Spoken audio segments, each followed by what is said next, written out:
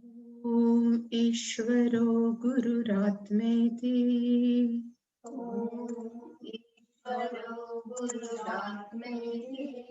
मूर्तिभेदविभागिने व्योमवद्व्याप्तदेहाय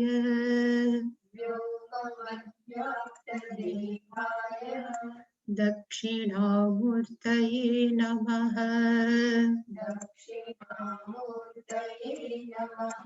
सदाशिवसमारम्भाम् शङ्कराचार्यमध्यमाम्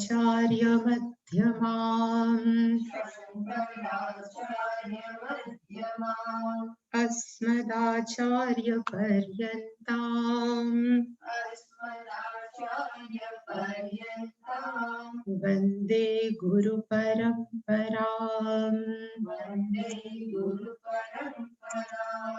ॐ सहना भवतु सहनौ भुनक्तु सह वीर्यं करवावहै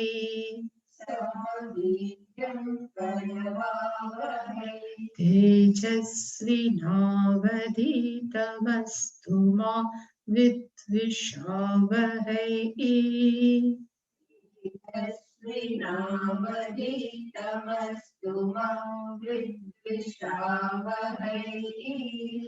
ॐ शान्ति शान्ति शान्तिः।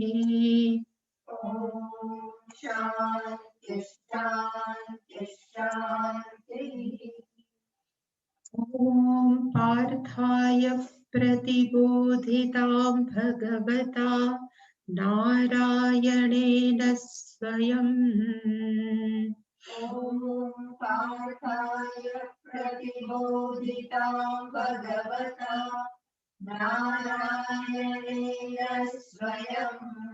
व्यासेन ग्रथितां पुराणमुनिना मध्ये महाभारतम्।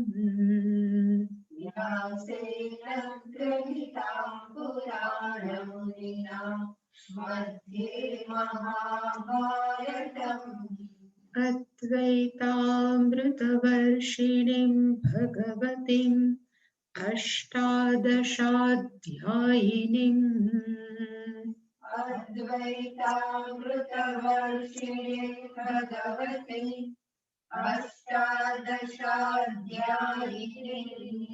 अम्ब त्वामनुसन्दधामि भगवद्गीते भवद्वेषिणीम्।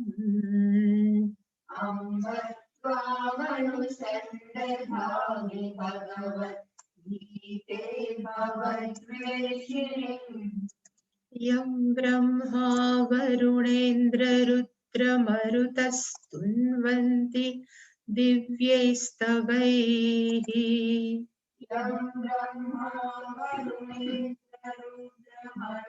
स्तुन्वन्ति दिव्यैस्तवैः वेदैः साङ्गपदक्रमोपनिषदैर्गायन्ति यं सामगाः।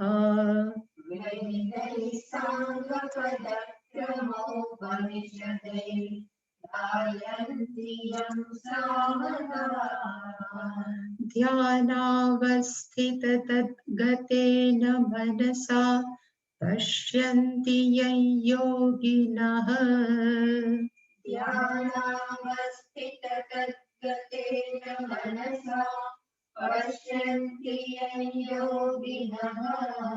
यस्यान्तन्न विदुः सुरासुरगणा देवाय तस्मै नमः।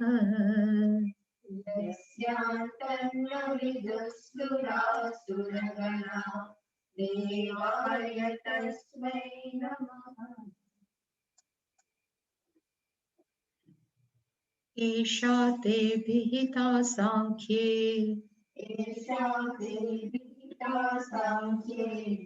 बुद्धिर्योगे त्विमां शृणु बुद्ध्या युक्तो यया पार्थ कर्मबन्धं प्रहास्यसि नेहाभिक्रमनाशोऽस्ति प्रत्यवायो न विद्यते स्वल्पमप्यस्य धर्मस्य त्रायते महतो भयात् व्यवसायात्मिका बुद्धिः एकेह कुरु नन्दन बहुशाखा ह्यनन्ताश्च बुद्धयो व्यवसायिनाम्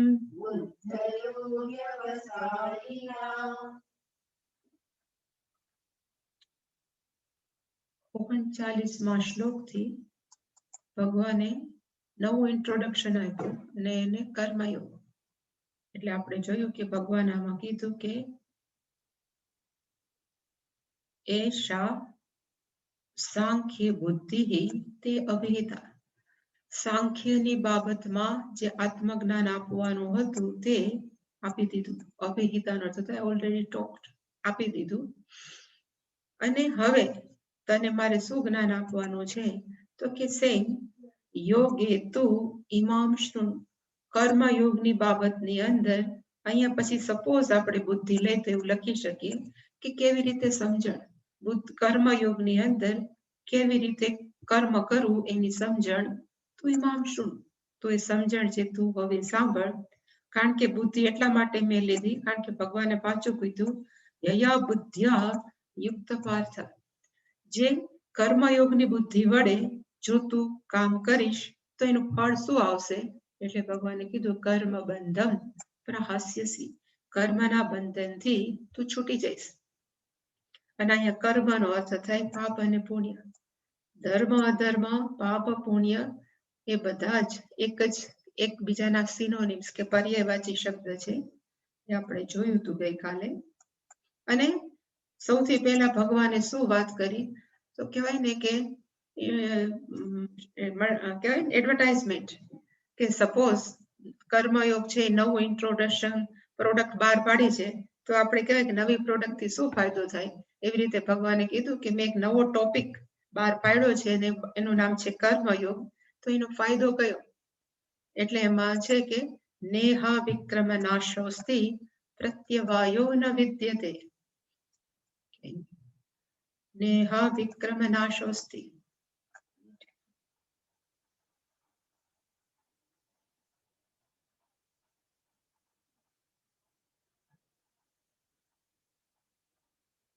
ત્રણ ફાયદા છે. આપણે સપોઝ કર્મયુગ જીવનમાં આચરીએ તો પહેલો છે કે ઈહનો તથા ઈહ કર્મયોગે એની અંદર અભિક્રમ નાશ ન અસ્તિ. એટલે જેમ આપણે કહીએ કે જે શરૂઆત કરી હોય, જે પ્રારંભ કર્યો હોય એ ક્યારે પણ નાશ ન પામે. અને અહીંયા શંકરાચાર્ય એક્ઝામ્પલ આપ્યું કે કૃષિ આદેહે. સપોઝ ખેડૂતોએ બિચારાએ કૃષિનું વાવેતર કર્યું, વરસાદ વધારે પડ્યો તો પાક નિષ્ફળ જાય, વરસાદ ઓછો પડ્યો હોય તો પાક નિષ્ફળ જાય. એવી રીતે આપણે આપણા મનની અંદર કર્મયોગ રૂપી બીજનું વાવેતર કર્યું અને એ થોડાક મોટા ફૂટ્યા. એનો અર્થ કે આપણને થોડીક આનંદ આવ્યો કે એમાં થોડીક વાર આપણે એ રીતે જીવન જીવવા અને વળી પાછી ગાડી આટે પાટે ચડી ગઈ. કદાચ એવા કોઈ સંગ થયો તો એ જે બીજ વાવ્યા હતા એ પાછા નાશ પામે તો કે ના નાશ પામે. આપણે જે હંમેશા કહીએ છીએ ને કે બાળકોની અંદર આપણે સંસ્કાર રોપી દઈએ, પછી જયારે જુવાન થશે ત્યારે એમાંથી એને કામ લાગશે. એવી જ રીતે કર્મયોગનું પણ એવું છે કે જેટલા બીજ આપણે રોપીએ મનની અંદર એ પછી એનો ક્યારે નાશ નથી થતો. એટલે કે પહેલો ફાયદો એનું શું છે તો કે અભિક્રમઃ નાશઃ નાસ્તિ. પછી બીજો છે પ્રત્યવાયઃ ન વિદ્યતે. એક પ્રત્યવાયનો અર્થ આપણે જોયો હતો કે અકરણે પ્રત્યવાય દોષ. જો ન કરીએ તો એને પ્રત્યવાય દોષ કહેવાય, પણ અહીંયા શંકરાચાર્યજીએ એને પ્રત્યવાય શબ્દને થોડુંક જુદી રીતે લીધો છે અને એને કીધું કે પ્રત્યવાયનો અર્થ શું થાય તો કે વિપરીત ફલ. બાજુમાં લખ્યું છે કે પ્રત્યવાયનો અર્થ થાય ઊંધું ફળ. હવે કોક પેશન્ટ છે કે કોક દર્દી છે, એનું માથું દુખતું હતું કે એનું શરીરમાં કઈક તકલીફ હતી, ડોક્ટર પાસે ગયા અને ડોક્ટરે કીધું કે આ દવા લઈ લો તમને સારું થઈ જશે. હવે એને દવા લીધી, રિએક્શન આવ્યું તો બે ભેગું થાય, તાવ ન ઉતરો અને પેલું કઈક રિએક્શન આખા શરીરે ચડ ઉપડી પડી, તો એને કહેવાય કે દવાનું શું થયું તો કે રિએક્શન આવ્યું. એવી રીતે હું કર્મયોગ કરું ને એનું કઈ રિએક્શન આવે તો, એટલે એને કીધું કે કોઈ પણ પ્રકારની આડઅસર નથી. જેમ એલોપેથિક ની અંદર હંમેશા આડઅસર હોય અને એમાં લખ્યું છે ચિકિત્સાવત. ત્યારે ખબર નહીં શંકરાચાર્યજીને કેમ ખબર પડી હશે, પણ એનામાં લખ્યું છે કે ચિકિત્સાવત પ્રત્યવાયઃ ન વિદ્યતે. અને ત્યારે તો એલોપેથિક હતી નહીં અને મોસ્ટલી આયુર્વેદિક ની અંદર સાઈડ ઇફેક્ટ ન હોય, રિએક્શન ન હોય, પણ છતાં અહીંયા લખ્યું છે તો ક્યારે એને ખબર હશે કે એલોપેથિક આવશે. એટલે એલોપેથિક નું હંમેશા મોટે ભાગે સાઈડ ઇફેક્ટ હોય. ગરમ ન પડતી હોય તો ગરમ પડે, ઘણું બધું થાય. એટલે એવું કર્મયોગ ની અંદર થાય તો કે કર્મયોગ ની અંદર કોઈ પણ પ્રકારની આડઅસર નથી. એટલે પ્રત્યવાયઃ ન વિદ્યતે. એટલે અહીંયા પ્રત્યવાયનો અર્થ જે ટેકનિકલી કર્યો છે ને એ નથી, એટલું યાદ રાખ. અને પછી છેલ્લું ભગવાને કીધું સ્વલ્પમ અપી, આમાં તમારે ઘણું છે, અસ્ય ધર્મસ્ય અસ્ય કર્મયોગસ્ય ધર્મસ્ય સ્વલ્પમ અપી અનુષ્ઠાનાત. થોડુંક પણ અનુષ્ઠાન કરવાથી મહતો ભયાત્રાયતે. ભગવાન એમ કે છે કે એને મહાન ભયમાંથી એ બચી જાય છે. સ્વલ્પમ અપી અસ્ય ધર્મસ્ય નો અર્થ શું થાય? પેલા ગઈકાલે મેં એક્ઝામ્પલ આપ્યું તો એ જ વિષ્ણુ સહસ્ત્રનામ. વિષ્ણુ સહસ્ત્ર નામનું નક્કી કર્યું ખાલી રોજનું રોજ હું એક વિષ્ણુ સહસ્ત્ર નામનો પાઠ કરીશ. પણ કોના માટે? તો કે ઘરનો પરિવાર બધા સરખા રહે, એવું માણસ ગૃહસ્થ હોય તો જાજુ વિચારે. એટલે એવા ભાવથી કોકે નક્કી કર્યું કે ડેઈલી વિષ્ણુ સહસ્ત્ર નામનું ચેન્ટિંગ કરીશ. હવે એ ચેન્ટિંગ કરતા કરતા 500 થયું મંત્ર, એટલે બધા નમઃના નામ બોલાણા. કોકનો ફોન આવ્યો કે કોઈ પણ મહેમાન આવ્યું અને ત્યાંથી ઊભું થવું જ પડ્યું, કારણ કે ઘર હોય એટલે પછી બધું ન ચાલે, તો ઊભું થવું પડ્યું. તો જો એ માન્યતા સાથે જો ચેન્ટિંગ કરતા હોય કે ઘરનું ભલું થાય, એના માટે થઈને હું વિષ્ણુ સહસ્ત્ર બોલું છું, તો એનું ફળ મળે તો કે ન મળે. પણ એ જ વિષ્ણુ સહસ્ત્ર નામ પાછું માણસો એમ જ કે એમ ધારીને કરે કે અત્યારે હું જે વિષ્ણુ સહસ્ત્ર નામનું ચેન્ટિંગ કરું છું એ કોના માટે કરું છું? તો કે મારે મારો કોઈ પણ ભૌતિક ફાયદો નથી જોતો કે દુનિયાવી ફાયદો નથી જોતો. હું માત્ર કરું છું ઈશ્વરને પ્રસન્ન કરવા માટે અથવા મારી ચિત્ત શુદ્ધિ અર્થ. તો એમાં કદાચ વળી પાછા 500 જ થાય અને વળી પાછી કોઈક ઇમરજન્સી આવી પડે તો એ સ્વલ્પમ અપી ધર્મસ્ય. એવું નાના નાના પણ આપણે કોઈ પણ કામ કરીએ, આ તો જસ્ટ એક્ઝામ્પલ છે, પણ એમ પણ કહી શકીએ કે દુનિયા એટલે સવારે ઉઠીએ અને સાંજે સૂઈએ વચ્ચે આપણે અસંખ્ય કામ કરતા હશું ને કર્મ. હવે ઉઠે ત્યારે આપણે નક્કી કર્યું કે આજના આખા દિવસના કર્મ છે હું ઈશ્વરાર્પણ ભાવથી કરીશ. સપોઝ નક્કી કર્યા અને શરૂઆતમાં ઉત્સાહ હોય, બપોર સુધી યાદ રહ્યું. સપોઝ આપણને યાદ રહ્યું બપોર સુધી કે ભાઈ હું ઈશ્વરાર્પણ બુદ્ધિથી કરું, ભગવાન માટે કરું, ભગવાન માટે કરું. અને વચમાં ઓફિસમાં છે કે એવું કંઈક શોપમાં છે કે કંઈક પ્રસંગ બન્યો ને આપણું મગજ ડિસ્ટર્બ થઈ ગયું કોક સાથે વાત કરતા કરતા અને ભગવાનનો કર્મયોગ ભૂલાઈ ગયો અને પાછું સામાન્ય જે આપણે જે રીતે રેગ્યુલર કર્મ કરતા હોય એમ કરવા માંડ્યા. રાતે સૂતા ત્યારે યાદ આવ્યું કે ભાઈ બપોર પછીનો તો આપણું શેડ્યુલ રહી ગયું, આપણે ભગવાનને દર્પણ કરવાનું તો ભૂલાઈ ગયું. તો સવારનું હતું એનું શું થશે? તો કે એટલું કર્યું છે, જેટલું કર્યું હોય એ ક્યારે એળે ન જાય. અને શંકરાચાર્યએ ઉદાહરણ આપ્યું છે કે સપોઝ આપણે કૂવો ગાળીએ તો કૂવો ગાળવા વખતે એક જ જગ્યાએ ખોદવું પડે ને, ખોદા કરીએ તો એમાંથી પાણી નીકળે. એવી જ રીતે કોક એમ કે હવે હું કૃષ્ણ ભગવાન માટે થઈને વિષ્ણુ સહસ્ત્ર કરું છું કે વિષ્ણુ ભગવાન માટે. પછી માણસો એમ નક્કી કર્યું કે હનુમાનજી માટે થઈને હું હનુમાન ચાલીસા કરું છું, પછી દેવી માટે થઈને હું લલિતા સહસ્ત્ર કરું. એવું બધું હું જુદું જુદું કરું છું. કોના માટે કરું છું? ઘર માટે કરું છું ને તો પ્રોબ્લેમ. પણ જો આપણે કહીએ કે આ બધું જુદું જુદું છે, હું કોના માટે કરું છું? તો કે ઈશ્વર પ્રીત્યર્થ, ભગવાન પ્રસન્ન થાય એના માટે. તો એ થોડું થોડું પણ આપણને રિઝલ્ટ આપશે. જ્યારે પેલું છે એ થોડુંક થોડુંક ખાડા ખોદીએ ને તો એનું રિઝલ્ટ ન મળે. એટલે કે આટલા બધા ફાયદા છે. અઘરું છે તો કે ના, અઘરું નથી. જેટલું કરો એટલું આપણા ફાયદામાં જ છે. 1% કરો તો 1%, 50% કરો તો 50%. જેટલું કર્યું એટલું એનું ફળ મળે. એટલે અર્જુન કદાચ આ સમજો નહીં હોય. ભગવાને જયારે કીધું ને, આજ તો જસ્ટ મને વિચાર આવ્યો કે સ્વલ્પમપી ધર્મસ્ય મહતો ભરાત્રાયત. પણ આ પ્રશ્ન છે અર્જુને 6થા અધ્યાયમાં પૂછ્યો કે યોગ ભ્રષ્ટ, એટલે બિચારો કોક કર્મયોગ કરે છે અને કર્મયોગ કરતા કરતા આયુષ્ય પૂરું થઈ ગયું. અને આયુષ્ય પૂરું થઈ ગયું પછી કચ્છિન્નો ઉભયો વિભ્રષ્ટ. જેમ વાદળું છે નાનું એ વિખેરી જાય, એવી રીતે બિચારો જીવાત્મા છે, આખું લાઈફ કર્મયોગ તરીકે જીવી અને એને આત્મજ્ઞાન પ્રાપ્ત ન થયું, એનો નાશ થશે. એટલે ભગવાને ત્યારે કીધું હતું કે ક્યારે પણ એનો નાશ ન થાય. ઉષિત્વા શાશ્વતી સમાહ, સ્વર્ગલોકે ઉષિત્વા શાશ્વતી સમાહ. પછી શુચિનામ શ્રીમતામ ગેહે યોગ ભ્રષ્ટોપી જાયતે અથવા ધીમતામ કુલે. કોક યોગીને ઘરે એનો જન્મ થાય એટલે કે એ છે એ ધર્મસ્ય છે, એ પણ એનો એળે છે. અને એ શું કરશે તો કે મહતઃ ભયાત ત્રાયતે. તો દુનિયાની અંદર સૌથી મોટામાં મોટો ભય કયો છે? શંકરાચાર્ય એટલે સંસાર ભયાત. અને સંસાર પાછો બહાર નહીં પણ અંદરનો સંસાર છે, આપણને બહુ તકલીફ આપે છે. આપણા વિચારો, આપણા ક્રોધ, આપણું ઇનસિક્યોરિટી, અસલામતી છે, એ આપણને શું આપે છે તો અત્યંત દુઃખ આપે છે. અને શંકરાચાર્ય લખ્યું કે ત્રાયતેનો સ્વલ્પમપી અસ્ય ધર્મસ્ય, એટલે કે કર્મયોગ અનુષ્ઠિતમ, જો માણસો અનુષ્ઠાન કરે તો કે ત્રાયતેનો અર્થ થાય રક્ષતી. અને શેનાથી રક્ષતી તો કે મહતઃ, મોટામાં મોટો ભય છે કેનો છે તો કે મહતઃ ભયાત. અને મહતઃ ભયાત કોનો છે તો સંસાર. અને સંસાર કેવો છે તો કે જન્મ મરણાદિ લક્ષણાત. એ સંસારમાંથી અને પછી એકવાર આત્મજ્ઞાન થાય એટલે પછી જે શેડ્યુલ ચાલતું જ હોય. માણસોને આત્મજ્ઞાન થાય એટલે માણસો કરવાના નથી, પરિસ્થિતિ બદલાવા નથી, અને ઇવન વસ્તુઓ બદલાવાની. જે છે એવું જ ચાલશે, પણ માણસનું મન બદલાઈ જશે. અને એ મનની અંદર કોઈ પણ પ્રત્યે ઉપેક્ષા કે કેવું કઈ નહીં રહે. અંદરથી એ વ્યક્તિ કેવી હોય તો કે હંમેશા આનંદમાં રહે.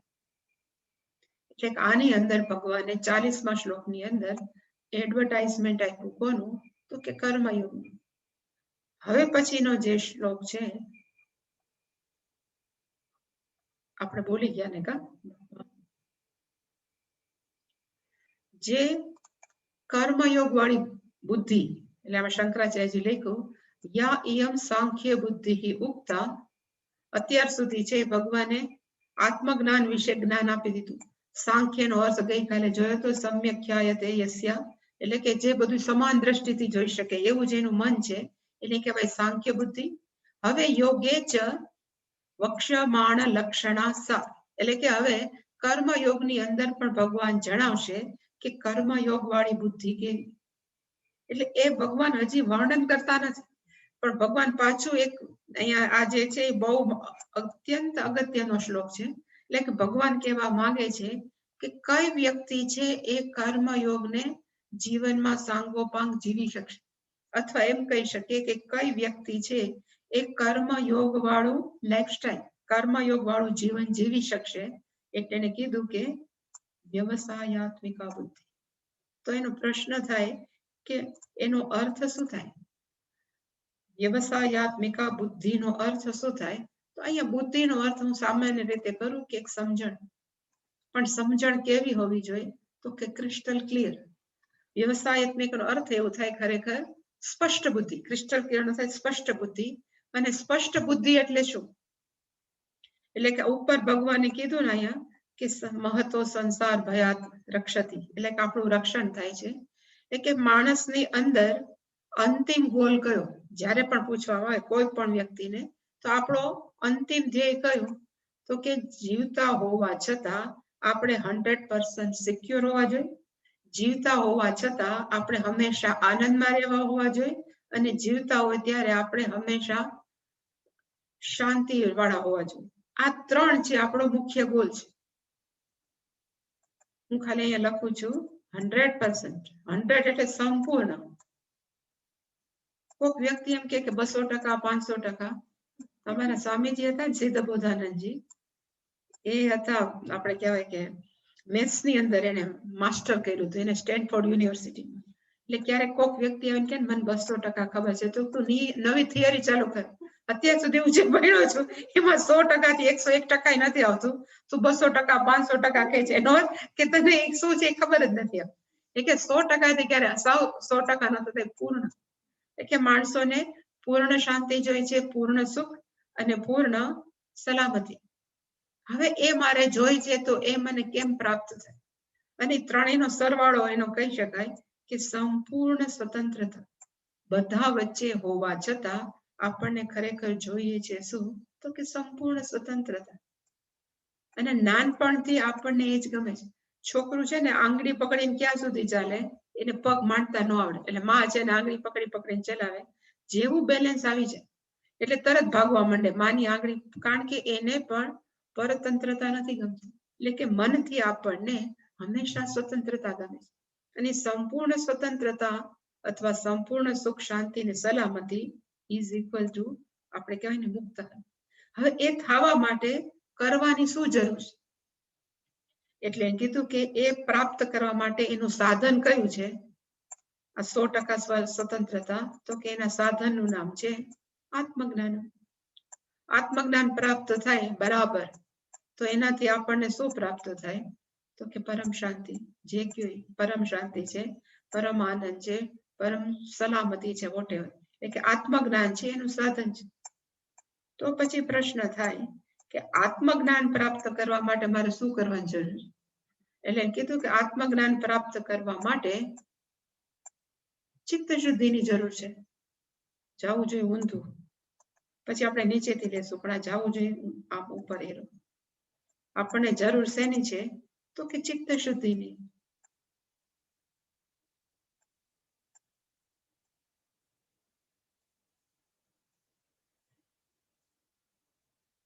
ચિત્ત શુદ્ધિ મારે કરવી છે, તો ચિત્ત શુદ્ધિ મારે થાય કેમ? તેનો જવાબ શું છે? કર્મયોગ.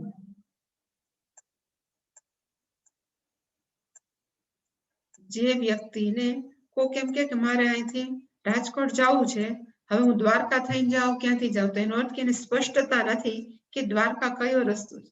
એવી રીતે મારે જોઈ છે, મારો ગોલ છે, મારું ધ્યેય છે આ સંપૂર્ણ સ્વતંત્રતા, કે આ સુખ, શાંતિ અને સલામતી જોઈએ છે, તો કરવી કેમ? એનો ધોરીમાર્ગ કયો, એનો રસ્તો કયો?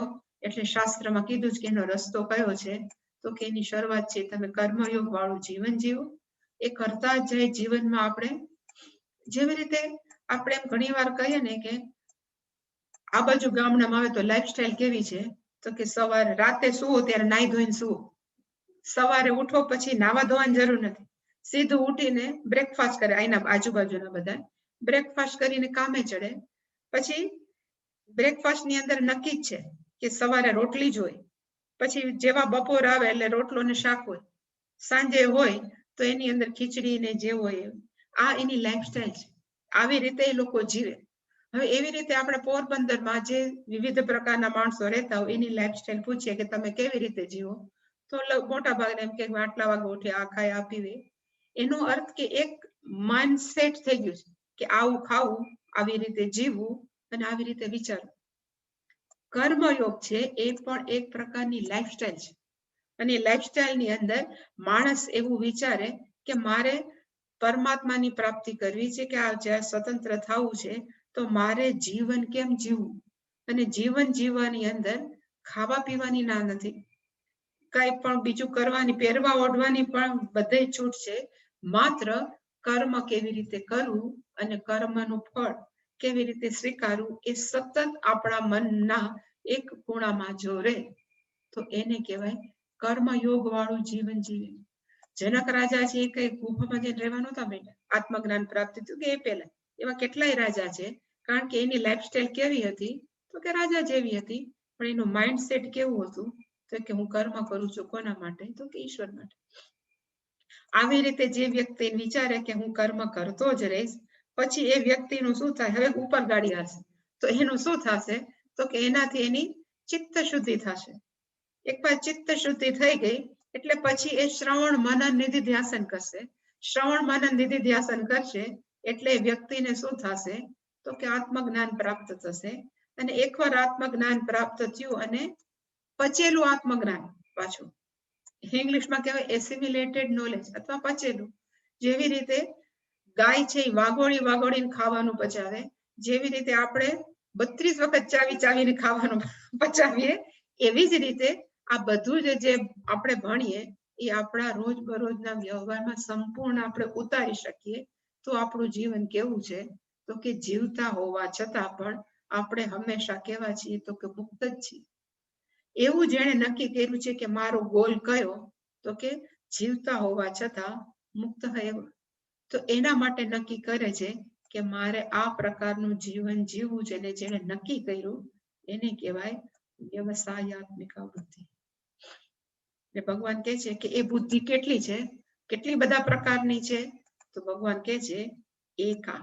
આમાં બુદ્ધિ રે કે હે નથી, પણ ઈહ એટલે કે આ અસ્મિન જન્મની આ જન્મની અંદર એકા વ્યવસાયાત્મિકા બુદ્ધિ, જે માણસોએ નક્કી કર્યું છે કે આજ, એમાં પછી પેલા નથી.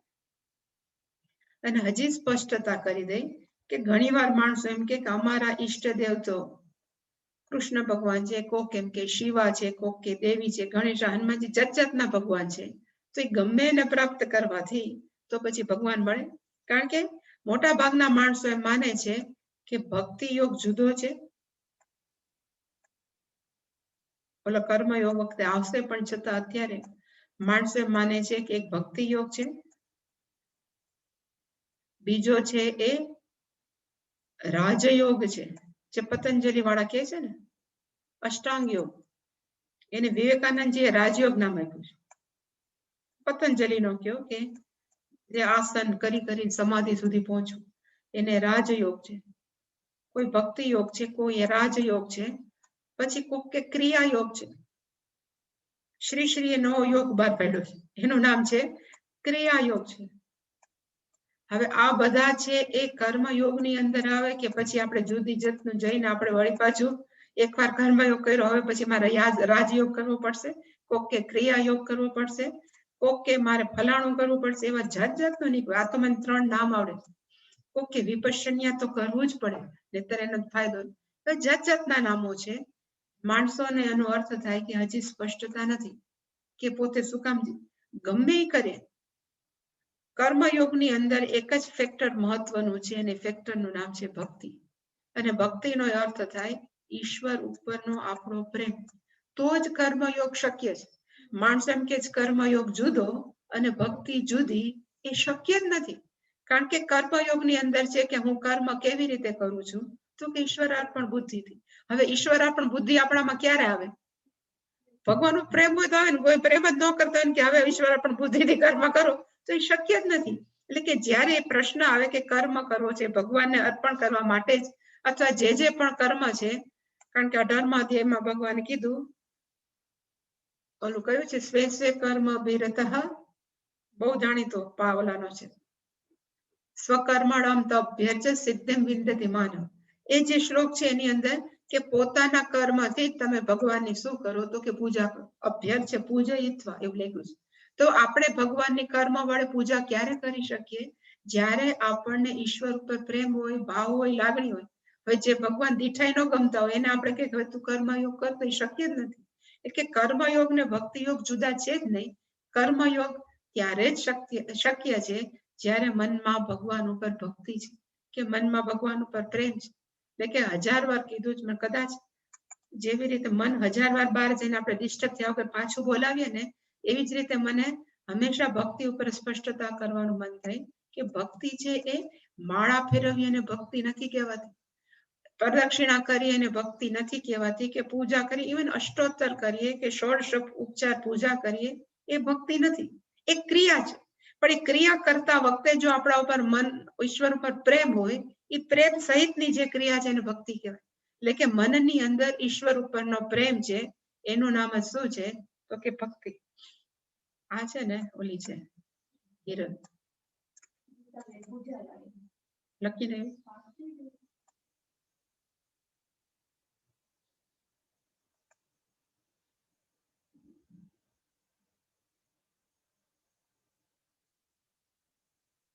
કોઈ પણ અંદર લખવાની પ્રયત્ન કરતા હોય તો પછી કરજો. ચાલુ ક્લાસે કે વર્ગે આવું કરવું શોભે નહીં. જે પણ કરતા હોય, આઈ ડોન્ટ નો, પણ હું તમને કહી દઉં છું, પ્રયોગો કરવા પછી કરજો.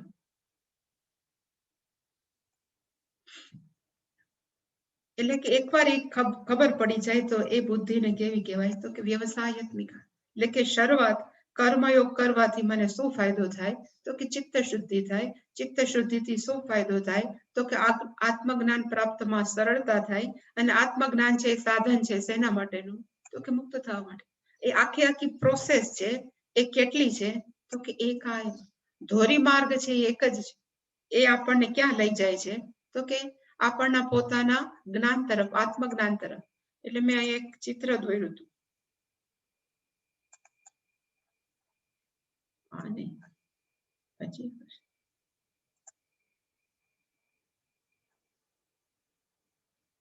શરૂઆત ક્યાંથી કરવાની?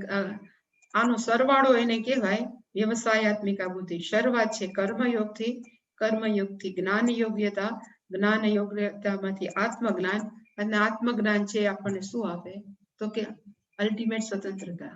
આઈ થિંક અંતિમ નો તો અલ્ટિમેટ થાય, મને ખબર નથી, અંતિમ ને તો ગુજરી જાય થાય, એટલે અત્યારે મને સ્ટ્રાઇક. એટલે આ છે અલ્ટિમેટ નું મેં ગુજરાતી કર્યું કે અલ્ટિમેટ નું ગુજરાતી અંતિમ જ થાય ને, શ્રેષ્ઠ સ્વતંત્રતા એવું છે જે હોય.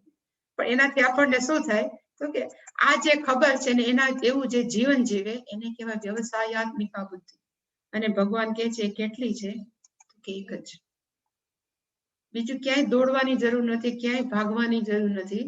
ઘરે બેઠા બેઠા માત્ર માણસ આટલું જ કરે તો પણ માણસ છે એ કેપેબલ. કોના માટે તો કે આત્મજ્ઞાન પ્રાપ્ત કરવા માટે. પણ ધારો કે વ્યવસાયાત્મિકા બુદ્ધિ ન હોય તો શું થાય? એટલે ભગવાને કીધું કે સપોઝ એ ન હોય તો સંસ્કાર ચેનલ છે, પછી આસ્થા ચેનલ છે, બીજી કેટલી ચેનલ છે મને ખબર નથી. એ માણસો સાંભળ્યા જ કરે તો માણસના મગજની અંદર ખબર ન પડે કે શું કરવું. અમારે એક વ્યક્તિ હતી, એનું એક ગોલ, એટલે એને નક્કી કર્યું તો મારું આ કામ કરી દે તો સારું. એટલે એને હનુમાનજીથી સ્ટાર્ટ કર્યું. હનુમાનજી એને પહેલા શંકર ભગવાનથી સ્ટાર્ટ કર્યું કે શંકર ભગવાનને હું આટલું ધરાવીશ, અમારું અમુક કામ જો પૂરું થાય. આમ તો ભગવાન છે આશુતોષ છે, પણ આશુતોષ ન થયા. આશુતોષ નો થાય તરત પ્રસન્ન થાય, પણ કાંઈક એવું કે ભગવાન એનું કઈ માયનું નહીં. એટલે શંકર ભગવાને સ્વિચ ઓવર કર્યા. એટલે કીધું પડતા મૂક્યા. પછી એને એના દીકરાને પકડ્યા કે જો એનાથી થતું હોય તો ગણેશજીને પકડ્યા. એને કેટલું કર્યું, એકાદ 2 વર્ષ માથાકૂટ. પણ ગણેશજીને કદાચ એમ થતું હોય કે જો ફાધર ન કરતા હોય તો વાય શુડ આઈ ડુ. એટલે એને ગણેશજીએ પણ એની જે માંગણી હતી એ ન સ્વીકારી, એટલે એને પડતા મૂક્યા. પછી વિષ્ણુ ભગવાનને પકડ્યા. એ તો બહુ સ્માર્ટ છે. વિષ્ણુ ભગવાન તો સૌથી વધારે કૃષ્ણ ભગવાન સ્માર્ટ છે. એમ કરતા કરતા એને બધાય ભગવાન બદલાવી જોયા. એનો અર્થ એ વ્યક્તિ કેવી છે? અવ્યવસાયી. એને ખબર જ નથી કે હું શું કરું તો મને મારું જે પણ છે એની પ્રાપ્તિ થાય. એટલે અવ્યવસાયીનો અર્થ થાય જેની અંદર બુદ્ધિમાં સ્પષ્ટતા નથી, જેને ખબર જ નથી કે લાઈફ કેવી રીતે જીવવું અને શું કરવાથી મને શું મળે. એટલે જ હંમેશા મને પૂજ્ય સ્વામીજીની વાત યાદ આવે કે 80 વર્ષે એક માણસ સત્સંગમાં ઉભો થયો, એ કે ઋષિકેશની અંદર કે કોઈ પણ જગ્યાએ જ્યાં બધા શિબિર લે ને ફેબ્રુઆરી માર્ચમાં, ઉભા થઈને 80 વર્ષે એને મને પૂછ્યું કે what is the goal of life. 80 વર્ષની ઉંમરે. એટલે સ્વામીજી કે મરી જવાનું, કેવી રીતે મરવું એ શીખવાનું, બીજું શું કરે. કારણ કે માણસને જો 80 વર્ષ સુધી ખબર ન હોય કે જીવન હું શું કામ જીવો, તો what is the meaning of living, જીવવાનું શું અર્થ છે. એવી રીતે આ લોકો છે એ એક પકડ્યા પછી એમ કરે કે આમાં મજા નથી, એટલે બીજું પકડે, બીજામાં મજા ન આવે એટલે ત્રીજું પકડે. એટલે આ બધાની બુદ્ધિ કેવી કહેવાય? અવ્યવસાયિના. એટલે આ વ્યવસાયાત્મિક આ શબ્દ છે ને ટેકનિકલ છે. આની બુદ્ધિ છે બહુ બિઝનેસ કરવા વાળી છે એવું ન માનતા, નહીતર વ્યવસાય નો અર્થ બિઝનેસ થાય. એટલે એને કીધું કે વ્યવસાયાત્મિકાનો અર્થ થાય કહેવાય ને ફર્મ માઇન્ડેડ, અને અવ્યવસાયનો અર્થ થાય જેને બિઝનેસ કરતા નથી આવડતું એમ ન થાય, પણ અવ્યવસાયનો અર્થ થાય જેના મનની અંદર કન્ફ્યુઝન છે, ગૂંચવાડો છે, મૂંઝવણ છે કે મારે પ્રાપ્ત કરવા માટે what should I do, મારે શું કરવું જોઈએ, જેની કોઈને સમજણ નથી, એને કહેવાય અવ્યવસાયના. અને એનું મગજમાં કેવું હોય એટલે એને લખ્યું કે બુદ્ધય. પહેલામાં એક જ બુદ્ધિ હતી, સમજણ છે એક જ હતી, અને કઈ તો કે આવી રીતે લાઈફ જીવી છે, ગોલ આ છે, કર્મયોગ છે. પણ જેને આ લાઈફસ્ટાઈલ એટલે આ ગોલ નક્કી નથી કર્યો, તો એની સમજણ છે કેવી છે તો કે એક નહીં જતની. સવાર ઉઠે ત્યારે નક્કી કર્યું બીજું, બપોર થાય ત્યારે બીજું, સાંજ થાય ત્રીજું, અને સાવ રાત પડે ત્યાં ત્રીજું થઈ જાય. એનો અર્થ બુદ્ધય બહુવચન વાપર્યું છે કે પ્લુરલ વાપર્યું છે, કારણ કે જેને મગજની અંદર નક્કી નથી કે ધ્યેય શું નથી, એની સમજણ છે શું થાય તો કે ફરતી જ જાય. અને સમજણ છે કેટલી છે તો કે અનંતા, અત્યંત અનંત છે, અને પ્લસ બહુશાખા. સવારે રામ ભગવાનની કથા સાંભળતા હોય તો એની અંદર આવે કે રામ ભગવાનની ભક્તિ કરે તો કોઈ જે મહાત્મા એમ જ બોલે કે આટલું ભગવાન છે, પછી ત્યાં પૂરું થાય તો વળી દેવી મહાત્મા ચાલુ થાય, દેવી મહાત્મા પૂરું થાય તો ત્રીજું કંઈક ચાલુ થાય. એ બધું જ સાંભળ્યા કરે એમ કે બહુ મજા આવે, પણ સાંભળીને વ્યક્તિઓ તો શું થાય, કન્ફ્યુઝ થાય કે how to live a life. એટલે કે એ બધા કેવા છે તો કે બહુશાખા. એનું આખું જીવન છે એ જીવતા હોવા છતાં એ ખરેખર કેવું થઈ જાય તો કે પાણીમાં. એટલે જે હંમેશા વિવેક ચૂડામણીનો માણસો છે ને કોટેશન બહુ આપે, દુર્લભમ ત્રયમે તદ દૈવાનુગ્રહ હેતુકમ મનુષ્યત્વમ મુમુક્ષુત્વમ મહાપુરુષ સંશ્રય. 3 વસ્તુ છે અત્યંત દુર્લભ છે. મનુષ્યત્વમ, જયારે મનુષ્યત્વમ કહે તો આપણે બધા તો 2 પગ ને 2 હાથ ને બધું જે ભગવાન આપ્યું છે એવા જ, પણ મનુષ્ય કરતા તો જયારે ઉમેરાય ને એનો અર્થ થાય એના જે ગુણ હોય એવા થાય. આપણે મનુષ્યત્વમ છે, મનુષ્ય થાય. આપણે ગુજરાતીમાં બોલે છે કે હું માણસ થાવ તો ઘણું, એવું બોલીએ છીએ આપણે. એનો અર્થ કે માણસના જે માણસાઈ હોવી જોઈએ એવી માણસાઈ ન હોય તો મનુષ્યત્વ શું કામ. એટલે કે પેલું છે ભગવાને મનુષ્ય બનાવ્યા તો ખબર તો પડવી જોઈએ કે હું મનુષ્ય શું કામ બન્યું. અને જો એકવાર ખબર પડી જાય કે મારો ગોલ કયો છે તો કે કર્મયોગ છે, બીજું આપણે ભલે કાંઈ ન કરીએ તો કર્મયોગ છે, ઈશ્વર માટે હું જીવન જીવું છું, તો એ નક્કી કરવું એ પણ એક દૈવ અનુગ્રહ હેતુ આપણા પુણ્યથી જ થાય. મનુષ્યત્વ જો એવી લાઈફ આપણે જીવા જ કરીએ, ઈશ્વર ઉપર પ્રેમ કરીને જે કર્મ છે પૂજા અર્થે કર્યા કરીએ તો એનો ફાયદો શું થાય તો કે આપણી અંદર એક જાગે. અને શું જાગે? મુમુક્ષુત્વ. મુમુક્ષુત્વનો અર્થ થાય મોક્ષની ઈચ્છા, છૂટવાની ઈચ્છા, એટલે કે મુમુક્ષુત્વ. મુમુક્ષુત્વની અંદર પણ બહુશાખા અનંતાશ છે, એટલે માણસોને મોક્ષ જોઈએ છે પણ એની અંદર પણ કેટલા બધા પાટા છે. કારણ કે અમુક એમ કે છે કે મોક્ષ છે એ અક્ષરધામમાં જવાથી મળે, અમુક એમ કે છે કે મોક્ષ છે એ તમે ક્યાં આવો ગોકુલ વૃંદાવન ગોલોક ધામમાં હોય, કોક એમ કે શૈવલોકમાં. એટલે કે મુમુક્ષુત્વની અંદર પણ માણસોને કેવા છે તો કે ઘણા કન્ફ્યુઝન છે. અને છેલ્લે ભગવાને લખ્યું કે મુમુક્ષુત્વ મહાપુરુષ સંશ્રય. અહીંયા મહાપુરુષનો અર્થ એટલા માટે લખ્યો કે જે આત્મજ્ઞાની છે, જેને ખબર છે કે how to live a life, અને શું કરીએ તો પછી આપણે કા ઈશ્વરની પ્રાપ્તિ થાય ને કા આત્મજ્ઞાનની પ્રાપ્તિ થાય. 2 વસ્તુ સરખી જ છે, પણ એ પણ સારા વ્યક્તિ જે આપણને સારી રીતે ગાઈડ કરી શકે એ પણ વ્યક્તિ છે ક્યારે આપણને ક્યારે મળે તો કે દૈવ અનુગ્રહ હેતુક. એટલે આપણે માનીએ કે દેવ એટલે ભગવાન દયા કરે, પણ ત્યાં સ્પષ્ટતા કરી આપણા પુણ્ય હશે. પુણ્ય હશે તો આપણે માણસાઈ વાળા બનશું, બીજા ઉપર દયા ભાવના રાખતા થશું. આપણા પુણ્ય હશે તો એવી રીતે જીવીને આપણી અંદર એક છૂટવાની ઈચ્છા થશે કે હવે બહુ થયું. એટલે કે મને પેલા સુરદાસજીનું જે ભજન છે ને છેલ્લી લાઈન, अब तो नाच्यो में बहुत गोपाल, એવી એક આખી આખું મને ખબર નથી, પણ એ લાસ્ટ લાઈન કે હવે બહુ નાચી લીધું, હવે બહુ થઈ ગયું, આપણે ઇનફ ઇઝ ઇનફ, હવે મારામાંથી છૂટવું છે, એ જે ઈચ્છા થાવી એને કહેવાય મુમુક્ષુત્વ. એ એક લાઈન બતાવે છે કે સુરદાસજીની અંદર કેટલી મુમુક્ષા હશે, કે કેટલો એ ભાવ હશે. અને એકવાર છૂટવાની ઈચ્છા થાય એટલે આપણે કોકને તો પૂછ્યા જાય ને કે હે ભગવાન મને કયો તો ખરા મારે કેમ છૂટવું. દુર્વાર સંસાર અગ્નિ તપ્તમ, વિવેક ચુડામણીનું છે કે હું દુર્વાર સંસારના અગ્નિમાં તપું છું, પછી દુરિત ચારે બાજુથી, એટલે એવું કલ્પના કરી છે એક જંગલ હોય, જંગલની અંદર માણસ છે ભૂલો પડ્યો હોય, હવે કઈ જગ્યાએ જવું એ ખબર ન પડી હોય, એની અંદર આગ લાગી. હવે આગ લાગી એટલે ચારે બાજુ બિચારો પીવે, એમાં પવન જોરદાર વાવા લાગ્યો, એટલે પછી વધારે ઝાડવાથી સળગી ગયા, એટલે પછી વ્યક્તિને એમ થયું કે હવે હું કેવો થયું, કેમ છૂટીશ કેમ છૂટીશ. એવી ઈચ્છા જેના મનમાં થાય એને શું કહેવાય તો કે મુમુક્ષુત્વ. એટલે આખા સંસારની અંદર કેવું છે તો કે જાણે કે એને એવું લાગે કે આગ લાગી, દુર્વાર વાતે એવું કે, અને જાત જાતના પવનો, એટલે કેવા કામ ક્રોધ લોભના પવનો હોય છે, એમાંથી મારે કેમ છૂટવું એની અંદર વર્ણન છે. એવું જ્યારે થાય એને કહેવાય મુમુક્ષુત્વ. અને એવું જ્યારે થાય ત્યારે ભગવાન છે ગોઠવણ કરી દે, અને કોની તો કોઈ એવા પુરુષ નહીં કે કોઈ એવી વ્યક્તિ છે જે કે વ્યવસાયાત્મિકા બુદ્ધિ, એટલે શું ધોરી માર્ગ કયો છે એકવાર પકડી લો, આજ નહીં તો કાલે કાચબોય પહોંચી ગયો હતો, સસલું નહોતું બચ્યું પણ કાચબોય પહોંચી ગયો હતો, એટલે કે ગમે એમ કરીને આપણને આત્મજ્ઞાન પ્રાપ્ત થશે. જો એ નહીં થાય તો આપણે બહુશાખા, કેટલા બધા પ્રલોભનો છે, કેટલી બધી જગ્યાએ માણસો છે એમ કે અહીંયા આપો હું તમને મુક્તિ અપાવીશ.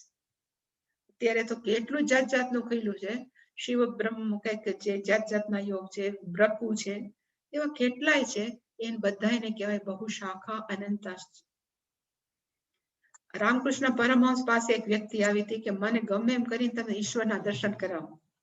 એટલે રામકૃષ્ણ પરમહંસ એની સામે જરાક જોયું, ખાલી તપાસવા કે ખરેખર છે કે નહીં એવી ભાવનાથી, અને પરમેશ્વરના કે ભગવાનના દર્શન કરવાની ઈચ્છા છે. એટલે પછી એને કે હાલ મારી ભેગો, એને ઉપાડ્યો, એને કે ગંગા કાંઠે લઈ ગયા. પછી એને કે આમાં જરાક માથું બોળ ગંગાની અંદર, એટલે માથું પડ્યું તો અંદર દબાવી દીધું એને, અને તરફડિયા મારે છોડે જ નહીં રામકૃષ્ણ પરમહંસ. પછી 2 મિનિટ પછી બહાર કાઢ્યો, ત્યાં તો એમ ગુસ્સે થઈ ગયો, લાલ લાલ થઈ ગયો તો કે તને પહેલો વિચાર કયો આવ્યો તને જયારે મેં અંદર દબાવી દીધો ત્યારે, તો કે પાણીમાંથી કેમ બહાર નીકળવું. બીજું મારા મનમાં એકે વિચાર, તને અત્યારે મુમુક્ષુત્વ એમ કે છે કે મારે ભગવાનને દર્શન કરવા છે, આવો વિચાર આવે કે બીજું કાંઈ નહીં મારે ભગવાનના જ દર્શન કરવા છે. તો બિચારો સાચો હતો કે એટલું બધું નથી થતું જેવું મને પાણીમાંથી નીકળવા થતું હતું. જો એવું થાય તો એને કહેવાય મુમુક્ષુત્વ. એટલે કે એવું થાય તો પછી મહાપુરુષ સંશ્રય છે. નહીંતર કેવું છે તો કે અવ્યવસાયના, જેના મનની અંદર ગોલ ફિક્સ નથી, એ બધા કેવા છે તો કે એની બુદ્ધિ છે, એના વિચારો છે, કે એની સમજણ છે એ અનંતા, આપણે ક્યાંય મેઝર ન કરી શકીએ એટલી બધી છે. અને બહુશાખા, મેની બ્રાન્ચીસ, જાત જાતના, જે રીતે પક્ષી એક ડાળમાંથી બીજા ડાળમાં બેસે એવી રીતે એક વ્યક્તિ હતી એમ કે હવે મને ગાંધીનગરમાં છે કોણ છે દાદા ભગવાન, એમાં એ પેલા બીજા હતા દાદા ભગવાનમાં સ્વિચ ઓવર, ત્યારે ડાળી બદલી, બહુશાખાના દાવ એક ડાળી બદલી, પછી ન્યાય મજા ના હોય તો પછી બીજી ડાળી બેઠા. એવી રીતે માણસો શું કરે, ઉડ ઉડ કરે, પણ એની બુદ્ધિ છે એ ક્યાંય શાંત ન થાય. જીવનમાં મહત્વનું શું છે, એક જ આ વસ્તુ, વ્યવસાયાત્મિકા બુદ્ધિ. માણસની અંદર ગોલ હોવો જોઈએ કે હું કોઈ પણ ક્રિયા કરું છું, ઇવન બોલું છું, ચાલું છું, કરું છું, એક સમજણ સાથે કે why I am doing, what I am doing, હું શું કામ કરું છું ને શા માટે કરું છું. તો પછી આ માણસ છે એ ક્યારેય કોઈ પણ કર્મની અંદર પાછો ન પડે. એની સાથે હંમેશા કોણ હોય તો ઈશ્વર છે જ. એવાને કહેવાય વ્યવસાયાત્મિકા બુદ્ધિ.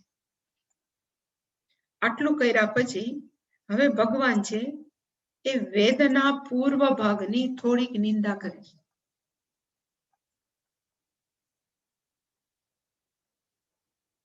અને એમ કે છે કે જેનામાં વ્યવસાયાત્મિકા બુદ્ધિ નથી એનું શું થાય, એનું વર્ણન ભગવાન 42, 43 ને 44 3 શ્લોકની અંદર સાથે જ આપણે પેલા બોલીએ પછી એનો અર્થ જોઈએ. યામિમાં પુષ્પિતાં વાચમ प्रवदन्त्य विपश्चितः वेदवादरता पार्थ नान्यदस्तीति वादिनः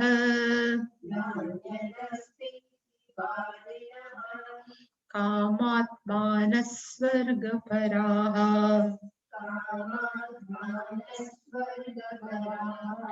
जन्म कर्म फलप्रदाम् क्रिया विशेष बहुलाम् भोगैश्वर्य गतिं प्रति भोगैश्वर्य प्रसक्तानाम् दयापहृत चेतसाम् व्यवसायात्मिका बुद्धिः समाधो न विधीयते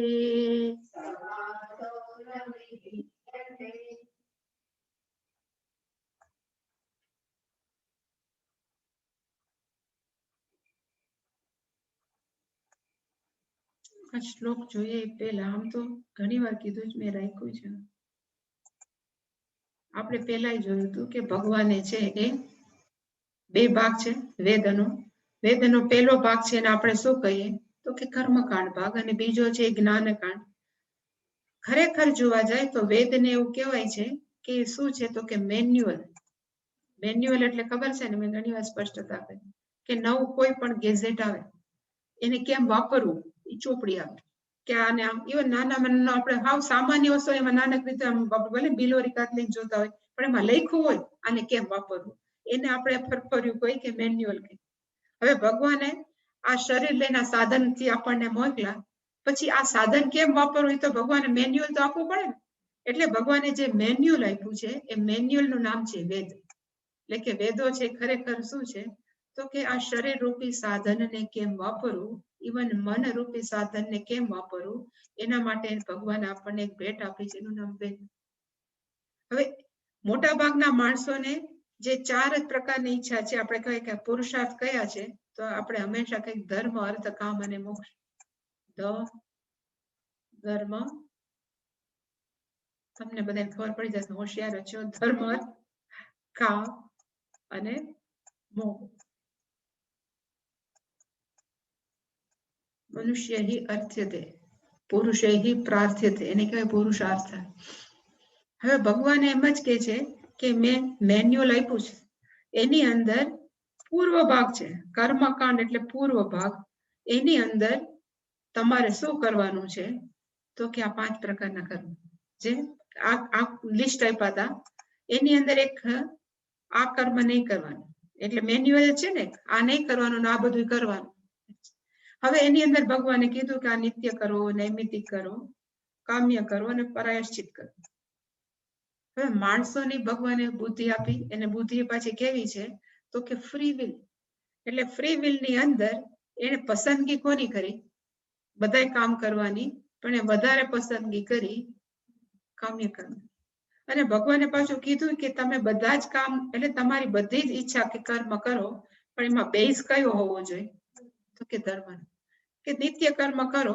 ધર્મનો અર્થ થાય જે આપણે જોયું કોઈને હર્ટ નહીં કરવાનું ખોટું નહીં કરવાનું એ છે સામાન્ય ધર્મ નૈમિતિક કર્મ ઇવન કામ્ય કર્મ પણ ના નથી કામ્ય કર્મ કરો જ પણ નીતિથી પૈસા કમાવો નીતિથી ઘરના ઘર કરો નીતિથી જે કરવું એ બધું કરવું પણ માણસોને પછી જેમ જેમ પૈસા દેખાતા ગયા હોય કે જેમ જેમ એની કહેવાય ને અંદરની રાક્ષસી વૃત્તિ બધું લઈ લો એ કે માણસોએ આ બધા કર્મ કર્યા ખરા પણ આને પછી માણસો શું મુકતા ગયા ધીમે ધીમે નેવે મુકતા ગયા અને સંતર માધ્યમ આપણે જોયું ઘણા વખત પહેલા જોયું છે કે સત્વ કર્મ છે સાત્વિક કર્મ છે પછી રાજસિક કર્મ છે અને છેલ્લા કયા કર્મ છે તામસિક કર્મ રાજસિક કર્મ છે એ કોને કહેવાય તો કે જેમાં જે વ્યક્તિ છે આ બધા જ કર્મ કરે પણ કર્મ કરતી વખતે એ વિચારે એમ જ કે હું બીજાને મદદરૂપ કેમ થાઉં, એ ભાવનાથી જ કર્મ કરે અને એવા ભાવથી જે કર્મ કરે એ બધા જ કર્મને કહેવાય સાત્વિક કર્મ. હવે આ જ કર્મ બધાય કરે, નિત્ય, નૈમિત્તિક અને કામ્ય કર્મ, પણ એવી ભાવનાથી કરે કે હું ભલો, મારું કુટુંબ ભલું, બીજાનું જે થવું એ થાય, એવી ભાવનાથી જો કર્મ કરે આ જ બધા, ખાસ કરીને કામ્ય, તો એ કર્મ છે એ કર્મને કેવા કહેવાય તો કે રાજસિક કર્મ. અને સેમ કર્મ કદાચ નિત્ય નૈમિત્તિક મૂકી દે, પણ અમુક પ્રકારના માણસો છે એને ગમતા જ કર્મ કરે, અને એ કર્મની એ ક્યાં ભાવનાથી કરે કે મારું સારું થવા માટે માણસોને જો મારવા પડે તો આઈ ડોન્ટ કેર, માણસોને જો ઇવન ખૂન કરી નાખવું હોય તો આઈ ડોન્ટ કેર. ધારો કે આ બધા રાવણ હતો, જાત જાતના એવી ભાવનાથી જે કર્મ કરે એ કર્મને કેવા કહેવાય તો કે તામસિક. કામ્ય કર્મનો અર્થ ગમતી વસ્તુ, મને ગમે છે વસ્તુ, બીજા પાસે છે હડપી લ્યો, મને ગમે છે વસ્તુ. ઇવન હમણાં તો એવું મેં કૌભાંડ સાંભળ્યું કે માણસો શું કરે તો કે ઘર બહુ ગમે છે તો બિચારાને ખાલી કરાવો, સામાન્ય માણસે માંડ ઘરનું ઘર કર્યું હોય, તો એવા બધા પ્રકારના કર્મ છે એને કેવા કહેવાય કે તામસિક કર્મ.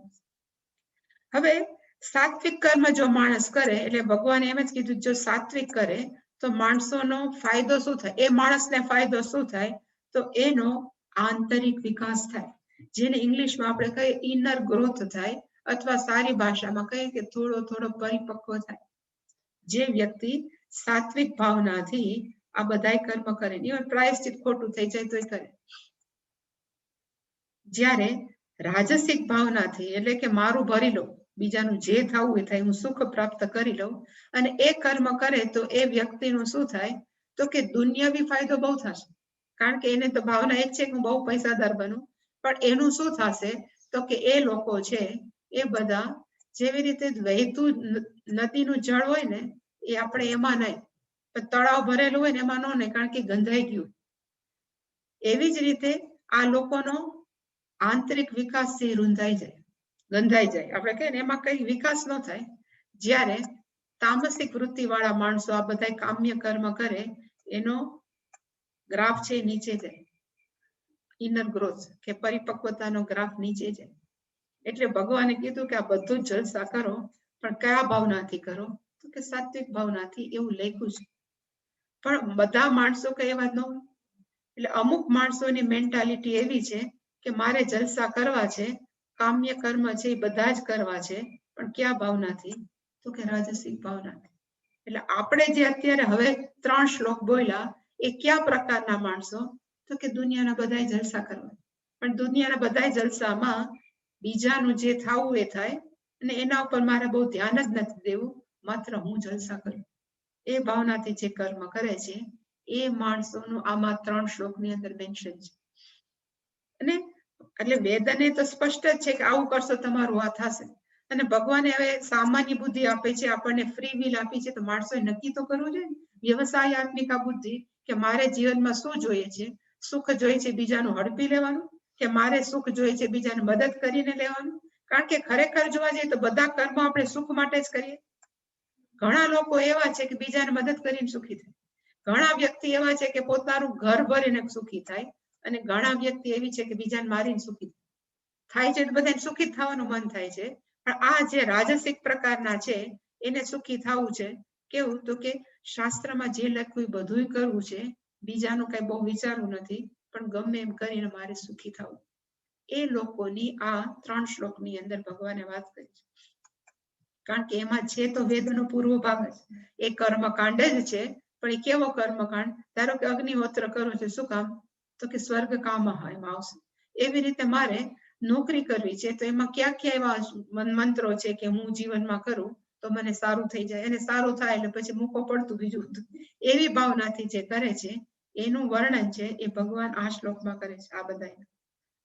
અને આપણને એમ થાય, એવું થાય કે મોટા ભાગના મગજ જે આવા જોઈએ કે હું કેમ પૈસાદાર થાઉં, હું કેમ સિક્યોર થાઉં, અને માણસોના મગજની અંદર એક જ વસ્તુ છે કે સિક્યોરિટી કે સલામતી છે એ પૈસા ભેગા કરવાથી જ. જેમ બેંક બેલેન્સ વધારે, જેમ એસેટ્સ કહેવાય ને, જમીન લઈ લે, જાતનું રાખી મૂકે, પછી એમ કે મારી પાસે આટલી જમીન છે, આટલા કરોડો છે, એટલે મને હું કેવો છું સેફ, પછી આમ કે આમ કેવો છો દુઃખી છો સુખી છો, બધા જાહેરમાં તો એમ જ બોલે હું સુખી છું, પણ અંદરથી કોઈ દિવસ સુખી ન હોય. પણ આ લોકોની અહીંયા ભગવાન છે એ વાત કરે છે.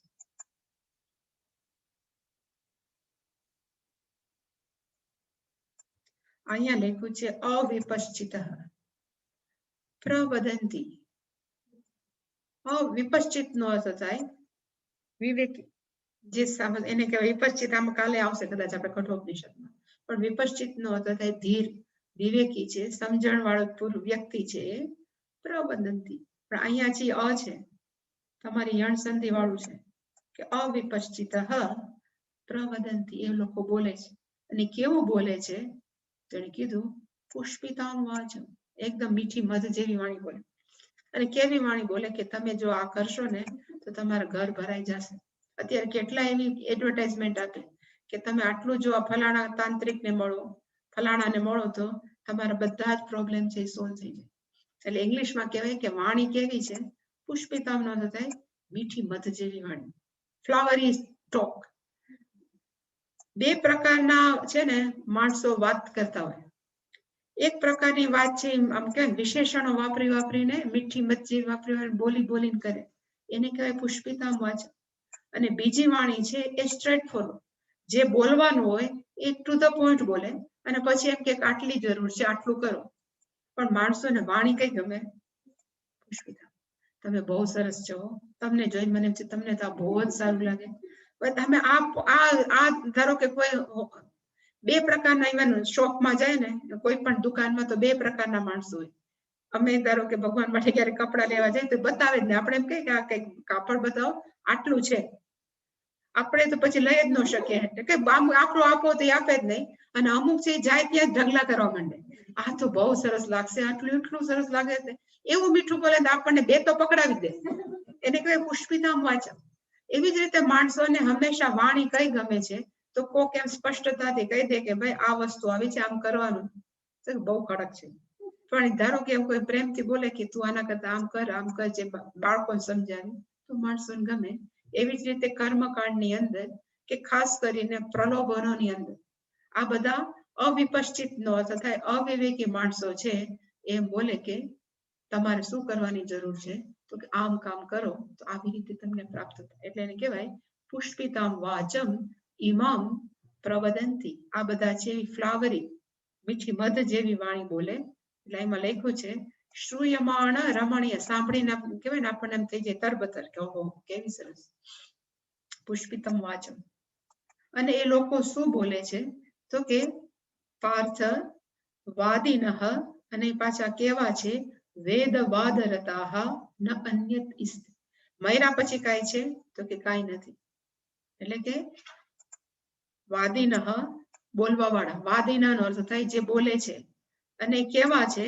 તો કે વેદ વાદ રતાહ, વેદોમાં જે છે એમાં જે રમમાણ રહે, પણ કેના પૂર્વ ભાગમાં, એની અંદર એ હંમેશા કેવા છે? તો કે એની અંદર જે હંમેશા જોડાયેલા હોય છે. અને એવું બોલે છે ન અન્યત અસ્તિ, આના સિવાય બીજું કાંઈ નથી. તમે જલસા કરી લ્યો, જલસા કર્યા સિવાય બીજું એક કાંઈ એમાં માલ નથી. મર્યા પછી તમારે સ્વર્ગમાં જવું હોય તો એના, કારણ કે એ લોકોના મનની અંદર સ્વર્ગ પ્રાપ્તિ છે એ અંતિમ આનંદનો વિષય હતો. એટલે અગ્નિહોત્ર એ લોકો શું કામ કરતા પહેલાના બ્રાહ્મણો? કે મર્યા પછી ક્યાં જવાય? તો કે સ્વર્ગ પ્રાપ્તિ. એટલે કે સ્વર્ગ પ્રાપ્તિ ઇઝ અંતિમ સુખ, એવું એના મગજમાં હતું. એટલે કે હે પાર્થ ન અન્યત સ્વર્ગ પ્રાપ્ત્યાદિ ફલ સાધનેભ્ય કર્મેભ્ય અસ્તિ. એટલે કે સ્વર્ગ પ્રાપ્તિ સિવાયના બીજા કર્મ છે એ બીજું એ કઈ નથી. એટલે કોક એમ કે તો પછી વેદનો પાછળનો ભાગ શું છે? તો કે અર્થવાદ. એ લોકો એમ કે એ તો વખાણ છે આ કર્મના, ઉપનિષદ જેવું કે વેદાંત જેવો અન્ય ટોપિક છે જ ને, એવું એ લોકો બોલે. અને વેદવાદ રથાનો શંકરાચાર્ય અર્થ લખ્યો કે બહુ અર્થવાદ ફલ સાધન પ્રકાશેશુ વેદ વાક્યેશુ રથા. જે મેં હમણાં કીધું ને કે સપોઝ કારિણી યજ્ઞ કરો તો, એટલે વરસાદ જોતો હોય તો તમે કારિણી યજ્ઞ કરો, તમારે પુત્ર જોતો હોય તો પુત્ર કામેષ્ટિ કરો, તમારે સ્વર્ગમાં જવું હોય તો અગ્નિહોત્ર કરો, પછી તમારે વધારે પડતું ક્યાંક બીજી પોસ્ટ પ્રાપ્ત કરવી હોય તો નાચિકેતસ પ્લસ એની ઉપાસના કરો. એવા જાત જાતના વેદ વાક્યો છે એ શું છે? તો કે પ્રકાશક કહે છે, જાત જાતનું એ જાહેર કરે છે, તમે આમ કરો તો આવ થશે. એની અંદર એ બધા કેવા છે? તો કે રતા, એંગેજ્ડ, એને કહેવાય. આવી જ વાતોની અંદર દે ઓલ આર એંગેજ. અને એના સિવાયનું બીજું કઈ જીવનમાં છે? તો કે આના સિવાય, સ્વર્ગ પ્રાપ્તિ સિવાય, જલસા કર્યા સિવાય જગતમાં બીજું કઈ નથી. આમાં જે લખ્યું નથી, એટલે જે 4 વાક છે ને, એ પણ આમાં જ આવે. 4 વાક છે એમ જ બોલતા કે મર્યા પછી જીવન છે જ નહીં.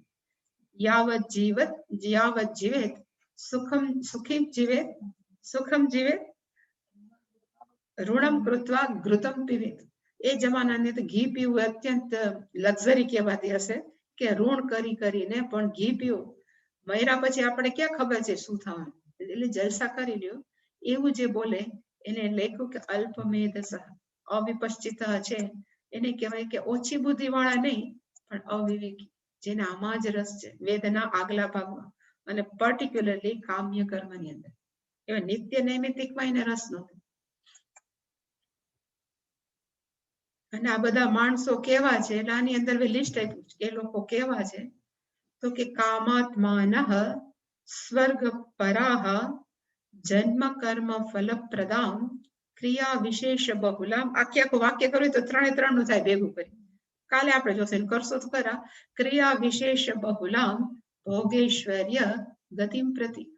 આ લોકો કેવા છે? તો કે કામાત્માન, જે કામ્ય કર્મ કરવાનો જેનો સ્વભાવ છે એ. એટલે કોઈને નુકસાન નથી કરતા. એટલે મેં કીધું આ બધા રાજસિક માનસ વાળા છે. એને દુનિયામાં કોઈને હેરાન નથી કરવા, પણ એના જીવનનો ગોલ કયો છે? તો કે હું જીવું તો એકદમ જલસેથી જીવું, હું જીવું તો લક્ઝરીમાં જીવું, મારી બધી ઈચ્છા હું પૂરી કરી શકું. એ જે ગમતી હોય એવા માણસોને કહેવાય પોતાની ઈચ્છા પૂરી કરવાના સ્વભાવ વાળા. જ્યારે પણ કોઈ પણ શબ્દ પાછળ આત્મા આવે એનો અર્થ થાય આવા સ્વભાવ. ખાલી આત્મા હોય ને તો એનો અર્થ થાય સચ્ચિદાનંદ આત્મા, કે એનો જે કરવો હોય થાય, એમાં પાછા ગણાય થાય. પણ શબ્દ પાછળ જ્યારે આત્મા આવે એનો અર્થ થાય એવા સ્વરૂપ વાળા કે એવા સ્વભાવ વાળા. આ કેવા સ્વભાવ વાળા છે? તો કે કામાત્માન. એટલે શંકરાચાર્ય લખ્યું કામ સ્વભાવ, એનો પોતાના ગમતા વિષયો પ્રાપ્ત કરવાની ઈચ્છા વાળા કે સ્વભાવ વાળા. અને એના માટે અંતિમ પુરુષાર્થ કયો છે? તો કે સ્વર્ગ પરાહ. એને જીવનમાં બીજું કાંઈ નથી જોતું. મર્યા પછી એને ક્યાં જવું છે? તો કે સ્વર્ગમાં જવું. અને શંકરાચાર્ય એમ લખ્યું કે એ જ એનો શું છે? તો કે પરમ પુરુષાર્થ. અત્યારે મોટા ભાગના ભણેલા ભારતીય યુવાનનો ગોલ કયો છે? તો કે ભણીને ભારતમાંથી બીજે ક્યાંય પણ જાઓ, પછી અમેરિકા જાઓ કે પછી ઓસ્ટ્રેલિયા જાઓ, કેનેડા જાઓ, ક્યાંય. કારણ કે એમ જ માને છે કે અહીંયા બધા છે ને બહુ ગંદો દેશ છે, એમાં બહુ મજા ન આવે, ત્યાં બહુ જલસા. પણ ખરેખર જોવા જાય એ ખરું કે ફોરેનના કન્ટ્રીની અંદર ડિસિપ્લિન વાળું બહુ સિસ્ટમેટિક છે. આપણું ખાતું છે બહુ, હજી તો મોદીજીએ ઘણું સિસ્ટમેટિક કર્યું. સિસ્ટમેટિક નથી, બહુ ચોખ્ખું નથી, પણ એમ કહી શકાય કે આપણા જેવો દેશ છે બીજે ક્યાંય નથી. પણ એ લોકોના મનની અંદર કોઈનું ઘૂસતું નથી. એવી રીતે એ જમાનાની અંદર માણસોના મનમાં એક જ ઘૂસેલું હતું કે મર્યા પછી સ્વર્ગમાં જાઓ. અને એ જ એનો કેવો હતો? તો કે પરહ પુરુષ, શ્રેષ્ઠ. આજ મારે કરવું, બીજો કાંઈ ગોલ નહીં. અને હજી આ જો કે આપણે બહુ ક્રિશ્ચિયાનિટીમાં તમને બધાને બહુ ખબર નથી, પણ એ લોકો પણ એમ કે મર્યા પછી સ્વર્ગમાં જાય, હેવન કે લોકો કે હેવનમાં જાવ. મર્યા પછી ક્રિશ્ચિયન લોકો ક્યાં જાય? તો કે હેવનમાં જાય. એટલે હેવનનું પાછું ગુજરાતી આપણે શું કરીએ છીએ? સ્વર્ગ કરીએ. પણ આપણું સ્વર્ગ એ જુદું છે. આપણો સ્વર્ગનો અર્થ થાય ક્ષીણે પુણ્ય મર્ત્ય લોકમ વિશંતિ, ત્યાં મોક્ષ નથી. એ આપણને સ્પષ્ટ ખબર છે. જ્યારે ક્રિશ્ચિયાનિટી એમ કે હેવનમાં જાઓ એટલે તમને મોક્ષ મળી. એ હેવન છે અંતિમ, એનું કહેવાય ને અબોર્ડ છે મોક્ષ મેળવવાનું. પણ આ લોકો ભલે ને પાછા આવશું, પાછા જલસા કરીને પાછા જશું, એવા વિચાર વાળા કે અત્યારે સ્વર્ગમાં જઈને જલસા જ કરવાના. કારણ કે સ્વર્ગમાં ખાવાનું નહીં, પીવાનું નહીં, નાશના પીપાસે, સ્વર્ગ લોક મોદતે, જે નચિકેત કહેતો હતો એટલે કે સ્વર્ગ પરાહ. અને આવી રીતે જીવન જીવા જ કરે તો એને મળશે શું? તો કે જન્મ કર્મ ફલપ્રદમ પુનરપી જનનમ પુનરપી મરણમ. કારણ કે સારું બહુ આટલો બધો અગ્નિહોત્ર કરશે એટલે પાછું સ્વર્ગ મળશે. વળી પાછું સ્વર્ગનું પુણ્ય ક્ષીણ થશે એટલે પાછા પૃથ્વી ઉપર આવશે. વળી પાછા એ બધા શું કરશે? તો વળી પાછા કર્મ કરશે. એટલે એને કીધું કે આ કર્મ કરી જન્મ લેશે, પછી જન્મમાંથી કર્મ કરશે, કર્મના પાછા ફળ મળશે અને ફળ પ્રદદાતિ, અને ફળ કયું આપશે તો કે સ્વર્ગ પર આપ. અને આવું પ્રાપ્ત કરવા માટે એ ક્રિયા વિશેષ બહુલા, જાત જાતની ક્રિયાઓ. અગ્નિહોત્રથી માંડી તમે આ કરો, પણ પેલાના અત્યારના જમાનામાં એટલો ફેર કે એ લોકો તો અગ્નિહોત્રીની અંદર ડિસિપ્લિન તો હતું જ, કે ભાઈ સવારે 2 તમારે ઉઠા, સનરાઈઝ થાય એ પેલા 2 તમારે ચમચ આહુતિ આપવાની, રાતે સાંજે આપવાની, ડિસિપ્લિન હતી, શિસ્તમય તો જીવતા. અત્યારે તો જીવનમાં જલસા, એટલે સવારે 12 વાગે ઉઠો, એટલે બપોરે 12 વાગે ઉઠો, રાતે 4 વાગે સુવો, અને તમે શું કરો તો કે એને જલસા કહેવાય. અત્યારના લગભગ યુવાનો કેવા થઈ ગયા તો કે આ વાત. અમારે એક વ્યક્તિ છે, એ વ્યક્તિ એમ કે અમારો દીકરો 12 વાગે ઉઠે, 12 વાગે એને બ્રેકફાસ્ટ મળે, પછી એને 5 વાગે છે એનો લંચ થાય, અને રાતે 12 વાગે એનો ડિનર થાય. એટલે એની માને તો બીજા દાવતે એનો ડિનર ને લંચમાં જ રહે ને, કારણ કે નોર્મલ છે એ તો બીજા બધા ઉઠતા હોય ને પાછું 8 વાગે આપવાનું, ઓલાને પાછું એનું પાછું બ્રેકફાસ્ટ છે એ પાછું 12 વાગે આપવાનું. એટલે એ લાઈફ કેવી, પણ છતાં દીકરાને એમ ન કે તું ખોટું કરી શકે, ખોટું કરે પછી દીકરાને ખોટું લાગે, ખરાબ લાગે. એટલે કે માણસોની લાઈફ કેવી છે તો કે આવી રીતે માણસ જીવે છે. અને સ્વર્ગ પ્રાપ્ત કરવા માટે એ લોકો શું કરે છે તો કે જાત જાતની ક્રિયાઓ કરે. અને આમાં લખ્યું છે ક્રિયા એટલે કેવી, એમાં છે ક્રિયા હા વિશેષા. એ કીધું કે ક્રિયા કોને કે તો મારે વિતેષણા છે, લોકેષણા છે અને પુત્રેષણા છે. એટલે લખ્યું છે પુત્ર માટે થઈને એ જાત જાતનું કરે, પુત્ર આવી જાય પછી એને સેટલ કરવાના, પછી પશુનો અર્થ થાય વિતેષણા, અને પછી આ બધું સેટલ થઈ જાય મર્યા પછી મારે ક્યાં જવાનું તો કે સ્વર્ગ. એટલે આખી કોઈ જીવનનું સેટલમેન્ટ કેવું કરે, અહીંયા જીવવું છે તો પુત્ર હોવો જોઈએ, પ્લસ પૈસા હોવા જોઈએ, અને છેલ્લે મર્યા પછી મારે ક્યાં જવું છે તો કે સ્વર્ગમાં જવું છે. એવી રીતે યયા વાચા બાહુલ્યેન પ્રકાશિત, એમાં જ એને રસ પડે. ઘણા વ્યક્તિને આપણે એમ કહીએ કે 2 છે, એક ઉપનિષદનો ક્લાસ છે ને એક આવો છે જેની અંદર કેમ પૈસા પ્રાપ્ત કરવા એ મળે, તો માણસો કેમાં બેસે, પહેલા ભાગમાં બેસે ને કે કેમ પૈસા. એટલે આવું કરવાથી એની શું થાય તો કે એને જીવનની અંદર 2 જ છે, એનો ગોલ કયો છે તો કે ભોગ ઐશ્વર્ય ગતિમ પ્રતિ. એ લોકોનો ગોલ જીવનનો કયો છે તો કે બસ ભોગ ભોગવવા, જલસા કરવા. એટલે અહીંયા લખ્યું છે કે તયો ગતિ, ભોગેશ્વર્યનો અર્થ થાય ભોગ અને ઐશ્વર્ય. ભોગનો અર્થ છે સારામાં સારી વસ્તુઓનો ઉપયોગ કરવો અને ઉપયોગ કરીને આનંદ કરવો, અને ઐશ્વર્યનો અર્થ થાય બધા ઉપર સ્વામિત્વ, હું બધાનો બોસ છું. ભગવાન છે ને એને ખરેખર કહેવાય ઐશ્વર્ય યુક્ત, આપણા બધાના આપણને કંટ્રોલમાં રાખે, પણ એ લોકોને કેવું છે કે પોતાના માણસોની વચ્ચે એનું એક સ્ટેટસ હોવું જોઈએ, માણસો એને ઓળખતા હોવા જોઈએ, અને બધા ઉપર કમાન્ડ કરી શકે એની એવા આસપાસ માણસો હોવા જોઈએ, એને કહેવાય ઐશ્વર્ય. એ કે માણસો એ રીતે કરતા હોય એને કહેવાય ઐશ્વર્ય.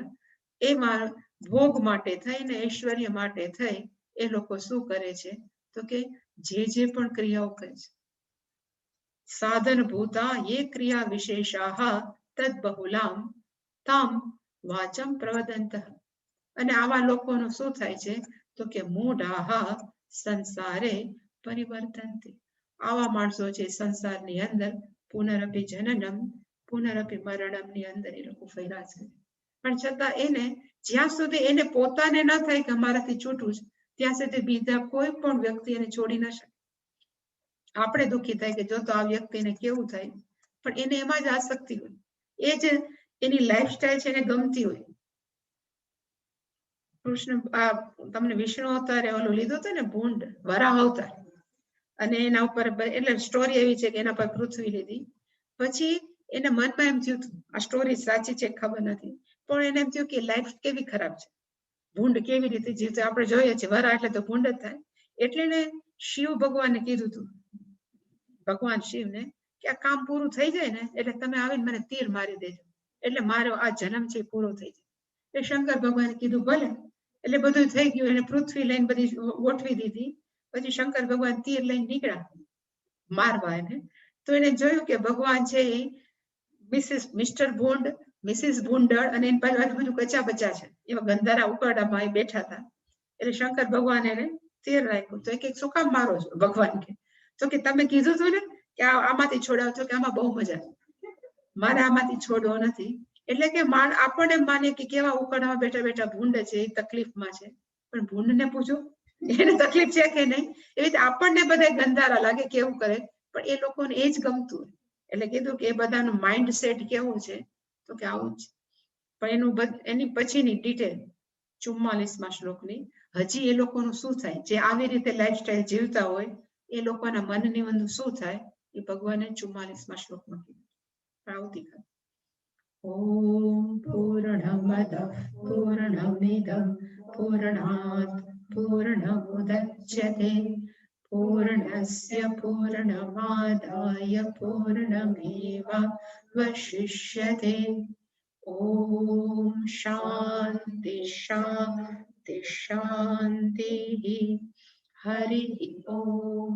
શ્રી ગુરુભ્યો નમઃ. હરિ ઓમ.